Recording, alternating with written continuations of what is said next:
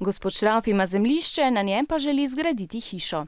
Uradnik na upravni enoti mu pove: Ja, preden zgradite hišo, morate najprej pridobiti vse dokumente.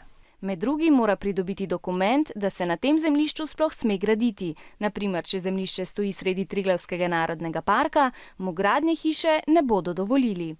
Pridobiti mora tudi dokument, da je on lastnik tega zemljišča in ne kdo drug. Preden začne graditi, bo moral gospod Šrauf plačati tudi komunalni prispevek. To je denar, s katerim mu bo občina zagotovila dostop do pitne vode, kanalizacije in odvažala smeti. Najeti bo moral tudi arhitekta, ki bo naredil natančen načrt za hišo, naprimer, kako jo bodo gradili, kje bo potekala električna napeljava in koliko bo stala. Gospod Šrauf pomisli: Oj, to je pa veliko dela in to veliko stane.